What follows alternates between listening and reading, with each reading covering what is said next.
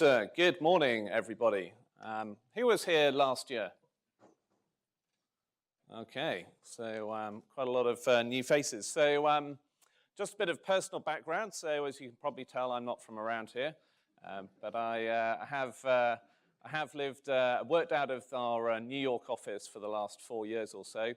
Haven't quite picked up a Bronx accent yet. I'm still working on that. But I am a real American. I live in New Jersey. That makes me real, I think. And I support the Packers. I think that makes me even more real. I know it doesn't make sense. I can talk to people about it at lunch. So very briefly about Verdantix. So we are an independent research and consulting firm. And we're really very focused on two areas. So environment, health, safety, and quality. And then also real estate, facilities, and energy. So we're very focused on how can you achieve best practice in your buildings, in your facilities, in your operations, using information management systems to do that. So that is what we do. And I apologize in advance if my presentation today treads on a few toes, but the key role that we play in the market as an analyst firm is to do research, listen to what's going well, maybe what people are struggling with, and then to provide a fact-based analysis, which can sometimes end up in some conclusions that doesn't necessarily make everybody feel comfortable. So what I'm going to be talking about today, and this is really the theme that I have, is when you think about the information management strategy you have around energy in particular, utilities more broadly, what we're really hearing from a lot of people is we're really struggling to get the investment we think we should be getting to improve our energy program, to reduce the consumption of the utilities that we have. And that is a recurring theme. I think we've heard it this morning in the panels about if you're running a franchise operation, you've got a 7-year refit period, and you have to basically align any kind of significant equipment replacements with that. Same thing if you are a tenant as opposed to the owner of your facilities. How do you encourage the landlord, the real estate owner, to make the investments that you want? And for the people who were here last year, if you do remember, one of the main things I was talking about was the number one challenge here is that electricity costs are low. Certainly in most of the US, and not expected to grow because of glut of natural gas. And so in an era of pretty low electricity prices, if you're trying to get funding for energy efficiency programs, which of course are often a big part of a sustainability program, you're actually going to find it pretty tough. So that is really the theme that I want to develop today.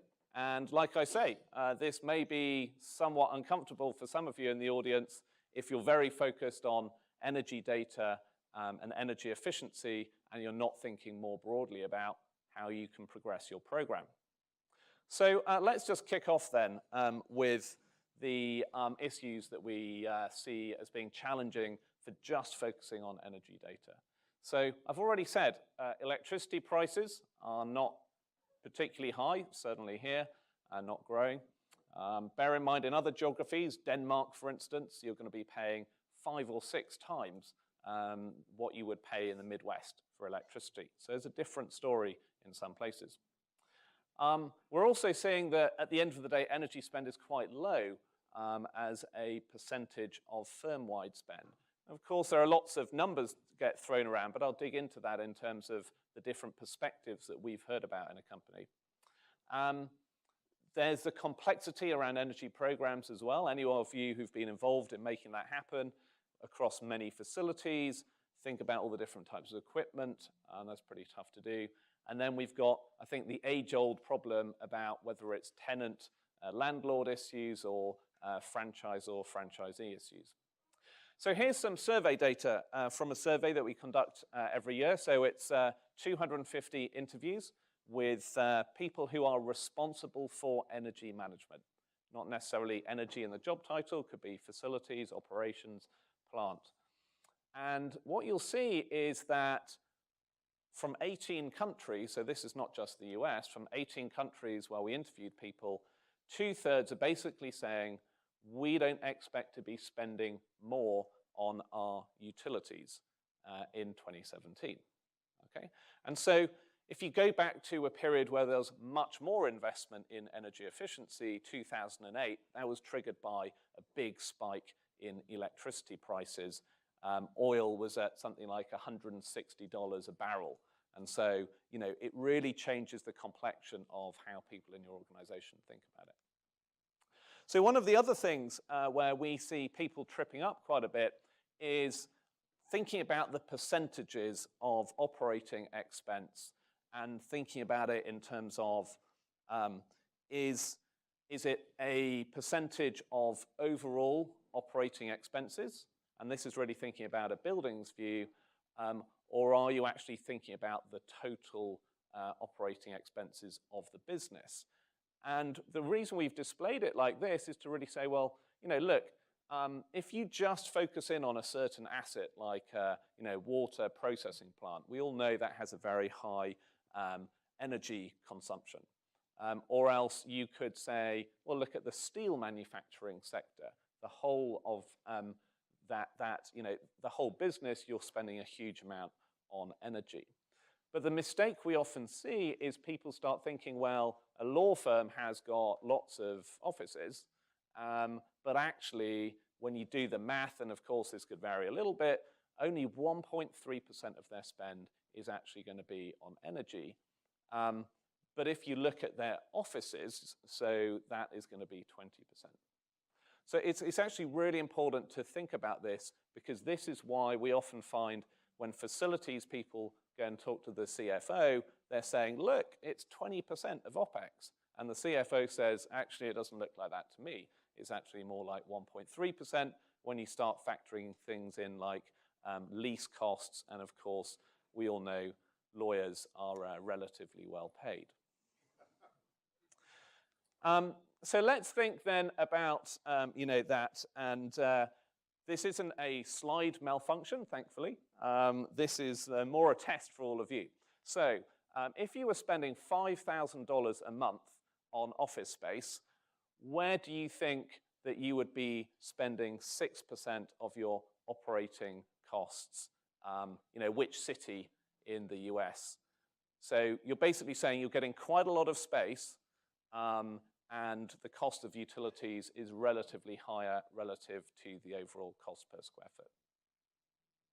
All right, I'll give you a clue. So Atlanta, great place. If you're a very smart entrepreneur, like Sanjay, it's a great place to have a business because of the low cost of the space. You get 2,861 square feet per $5,000 per month because you're paying $20.97 per square foot. So if you go somewhere else like Seattle, you get a smaller amount of space, and actually on a per square foot basis, because the cost of the space goes up, of course, you're spending a little bit less on utilities. Same thing in Miami. Chicago, you know, the picture gets worse. You're spending $35 per square foot. It gets worse again when you go to DC. Any guesses where the most expensive two cities are? San Francisco and New York. So if you're a really dumb entrepreneur like me, you have a really small office like this in Soho in New York. So I'm just trying to help you understand here from an overall cost perspective, you know, how does energy factor in? And of course, I've just used an average cost per square foot. The reality is that energy is more expensive in New York and San Francisco. So let's look at something else that we hear coming up a lot. I was talking to one of our clients and they said, look, we had some consultants in. They identified $250 million we can save on our energy spend over a 3-year period. So we have a whole program laid out. We went to see the CFO, and the CFO looked at it and he said, you know, I can see the ROI on this, but it's very complicated. And actually, we're not going to go ahead. It's too complicated, too many moving parts. I'm not sure if that's really going to work. And I think this survey, again, from the 250 interviews that we did, kind of gives you the picture of why. Because not only do you have all of these different things that you're investing in as part of your energy program, but also you can see the way these things get rolled out is very different. So, you know, some have global rollouts. Of course, LED lighting is very popular now. Some would be, well, we're just doing it in this one geography. I think Coca-Cola was a great example of, you know, where there's control and where there's influence. And then in other cases, it's a pilot project at a single site. It looks very complex. The good news in this case, though, was 6 months later, a new CEO arrived at that business, and he basically said, what are we doing on our sustainability program? So, you know, it hadn't been a focus for the firm before. CFO pops up and he says, I have an amazing energy efficiency program, which will save you $250 million. And that program got signed off. So it can turn around, but we have to accept there's a lot of complexity. And added to this is, of course, now there's much more thinking going on around renewables. So whether you're looking at power purchase agreements, which for solar and wind are now getting into, and certainly in the Sun Belt, right, grid parity in terms of cost, and potentially a great hedge on future electricity costs. There's a huge amount of interest in those power purchase agreements for solar power or wind power in the US. And there are lots of organizations who can help you contract for that. But then you get into more complex area around on-site solar, you know, and there again has been a lot of development here. So these are complex programs to run. And then let's just finish up, you know, on the challenges that I think many of you are familiar with in terms of the split incentives between tenants and the owners of real estate assets. Because if you're a tenant, you're thinking, well, what I want is a building that operates really well. I want a building that, you know, where my costs are low in terms of my utility fees. And of course, the landlord is thinking, well, you know, I don't really want to make the investments to do that because that's a capital cost for me. This is very well known. So, you know, what does that actually mean for providers of energy software solutions? And we've been assessing the energy and carbon software market since 2008. And so we've really been able to track the evolution of this sector. And what this analysis says is, what are the capabilities of the different vendors in the space? And then on the x-axis, what kind of momentum have they been able to achieve with their different customers? So it's kind of like the breadth of what they're offering and the momentum. And what we've really seen is, you know, unsurprisingly, as this market has evolved, you've got the bigger firms like Schneider Electric, Siemens Building Technologies, IBM, and Ennoc who have come to the fore. There's a huge amount of wonderful innovation going on with many of the firms in the market in the audience today. The challenge, though, has really been that because of the economics of just focusing on energy efficiency, this is actually problematic as a standalone proposition. And so, you know, what are the reasons for that? Why do we see that as being a challenge? Well, you can see here, it's really the points I've already gone through. It's the electricity costs not high enough to push this up the agenda. You often have problems finding people who can actually use the sophisticated analytics in the software. And then also, in many cases, the engineering firms who are involved or facilities firms are actually not really saying, we want to provide you with all of this data and we want to use the systems. It's not so much in their interest. So it's quite a challenging space. And for anyone who's familiar with the Crossing the Chasm, which is pretty much the most accepted handbook for technology entrepreneurs, what happens in many markets is that there are customers who are passionate about the product, they're visionaries, they are the people who are, you know, waiting for the next hoverboard to come out and probably building drones in their garage. And and they want to get these systems in place. But then you've got the early majority who you have to get buy-in from, and that's where you become more profitable as a tech company. That's where you get repeatability. That's where the whole ecosystem is growing. And so what we've really seen is that the building energy management software product as a category on its own is not going to make the leap. It doesn't have the characteristics that would be required to do that. So I was talking about crossing the chasm 2 days ago at a Schneider Electric conference, and I polled everyone. I said, who thinks in the audience building energy management software will cross the chasm? And I hadn't shown this slide, and everybody apart from one person put their hand up. That made me very popular. So I don't want you to misunderstand this. We think there's huge value in aggregating energy data. We think there's huge value in pulling together energy, waste, water data. What we're actually saying is you need to be thinking bigger. You need to be thinking about how do you connect your energy data with your lease data? How do you connect energy data with other data that is going to help you position a bigger business case? So don't get me wrong, I'm not saying, because I'd be mad, right? I'd probably be chased out of here into the car park there. There is huge value in this, but it's how you invest in the data and how you connect it with other data sets.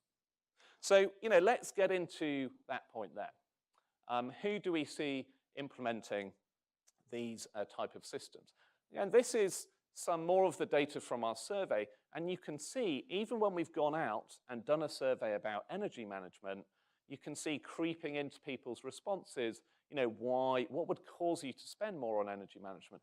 And quite a lot of the responses are actually, it's about our operations, it's about our facilities, it's about, more broadly what the CEO is saying, maybe it's about some regulatory stuff. So, even at the top of the list here, people are not really going after just energy stuff, they're thinking more broadly. And so, this is how we'd encourage you to start thinking about the potential to expand from energy into broader utilities and then connect that with more facility data. So, the good news is you will get a leg up from the point of view of getting higher up the funding ladder in your organization, because electricity costs that are low and not going up are less negative for what you're trying to pitch. We'd also say you can engage with a broader range of job titles within the organization. So people in facilities roles suddenly get more interested, people in real estate roles.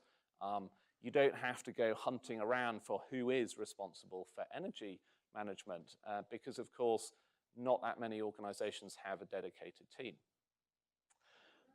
What we also see is that suddenly you're playing, on a more friendly basis with facilities firms, with like Jones Lang LaSalle, for instance, who have a dedicated technology solutions group to take and put these systems in place. If it was just an energy proposition, they'd be less thoughtful about that. It simplifies the sales process for vendors. And of course, if you want to get stuff done in your organization, you need strong vendors who are being successful, who can innovate and bring more products to the market. And then, the other thing is that the energy software category is relatively easy to get into. So what that's meant is with 29 vendors that we've benchmarked, and there's a lot of competition, and it makes it hard to generate a good profit. So in the facilities and maintenance area, it's a broader picture.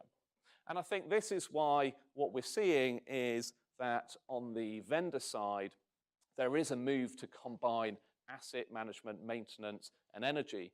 And for instance, just yesterday, GE announced that they had bought Meridiam, which is intended to kind of deliver this type of vision. So, what is exciting about this is by combining more data sets together, what you're going to be able to do is ask more interesting questions that are going to enable you to identify much bigger savings. And of course, you need the energy data, you need all of that utilities data, but it's thinking about how you can combine it with other data sets, and they may already exist in your organization, that suddenly you start looking like a rock star in terms of what you can do. So let's look at some real examples.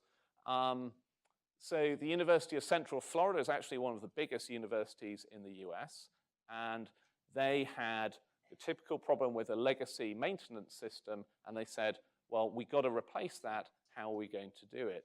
And you can see what really helped them was thinking through the data structure, what data sets to combine, which and how would that basically deliver them much more cost savings. Telefonica, one of the biggest mobile operators in the world, they're so big in Spain that 1 in every 1,000 adults is employed by Telefonica. So this is their new HQ outside of Madrid, 40 million square feet of buildings just in Spain. And you can see they're a publicly listed company, so this is a serious disclosure. They saved 968 million euros over 3 years. And this is what I'm talking about in terms of the energy piece is key, but when you combine that with understanding the facility on a bigger scale, the types of savings that you can get are huge. And of course, that is going to help you progress your initiatives. Another example, Ball Aerospace, you may be familiar with. So, a significantly smaller square footage, 1.4 million square feet. They have that challenge around having both leased and owned buildings. And I think the key thing here that I really learned from talking to them was around the data standardization and aggregation, which is, of course, one of the real strengths of the Urjanet platform.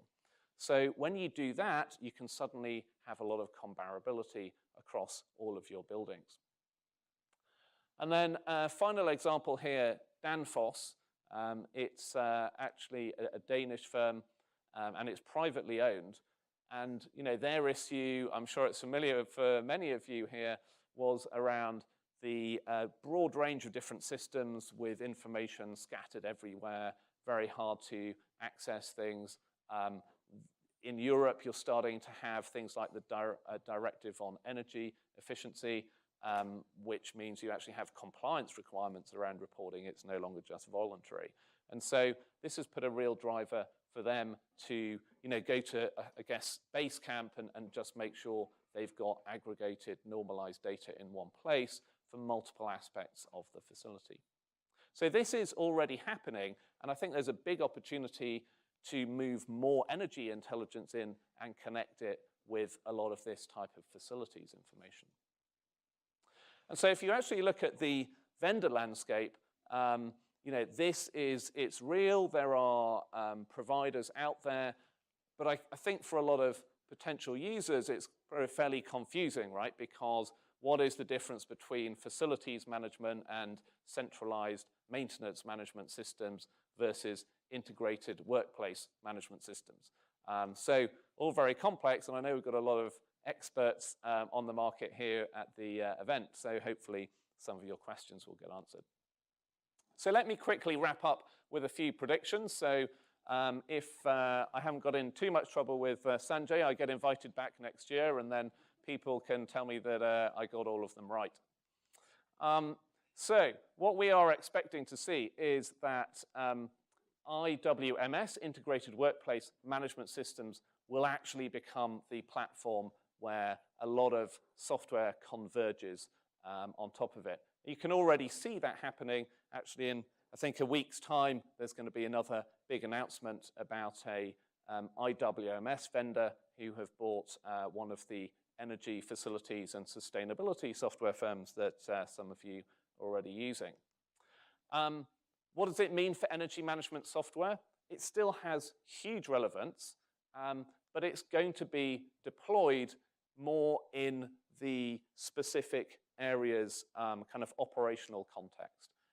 If you look at Enenoc, who are one of the leaders in this space, they're actually spinning out their utility energy management software because they see that as a different market. So that's actually going to make, I think, the value of energy data larger, but in a different platform. So we see IWMS. I'm sorry if I'm expanding your acronym soup, as being something that you want to look at if you're focused on energy efficiency, because it becomes much more relevant. You've got more exciting story to tell. And then also we expect to see the real estate and facilities services firms come in and play a much bigger role because they're going to be way more enthusiastic about some software that adds utility data into a facilities management proposition as opposed to just being utilities. And then finally, who's familiar with WeWork? Okay, so it's a little bit annoying because whilst Verdantix has been doing well for the last 8 years, WeWork was founded the same time as Verdantix, and it's now worth $16 billion, which is slightly frustrating, but I get to drive a Porsche hopefully later on today, so that's good. But we are hosted in a WeWork office in New York, which is absolutely fantastic, and we had spent time in different other facilities that were pretty awful. And it's just brilliant. But it's basically a social media firm that owns all of these buildings, right? It's an incredible business. And so it's this sort of innovative thinking that is going to be driving big changes. And you can see how, if you're just thinking about energy, but there's this $16 billion firm who are actually thinking about social media as the key technology in a building, we're probably getting a little bit left behind in terms of our own visions. So with that, thank you very much. If you want to learn about Verdantix research, I'll be around all day. And you can send me an email as well. Thank you.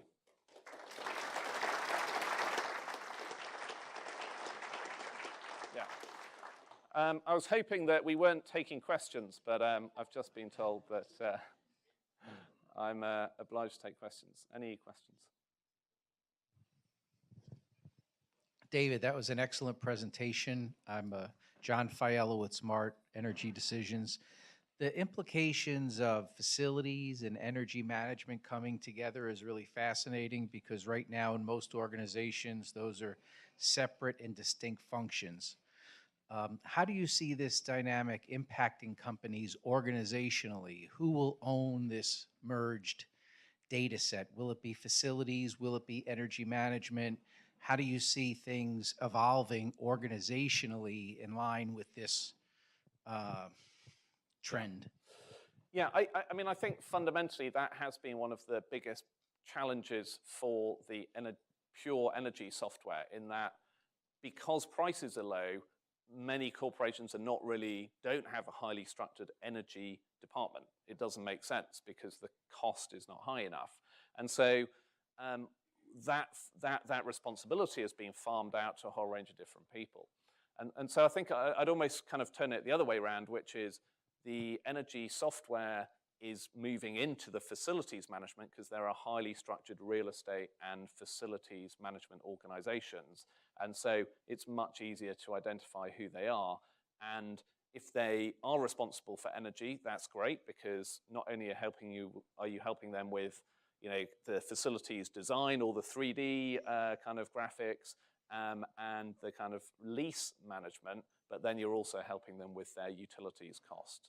So I think it's more moving towards how organizations are currently set up.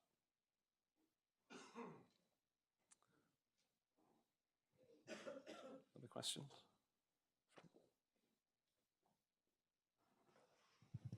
Could you say a little bit more about what you think the range of capabilities of IWMS systems are now, and where you think they're likely to be in the next several years? Okay, yeah.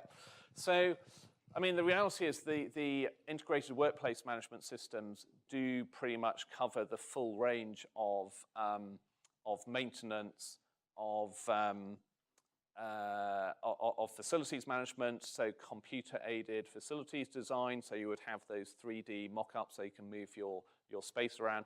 And some of them do have a kind of energy management component. So, you know, the intention of them is to cover all aspects of facilities management.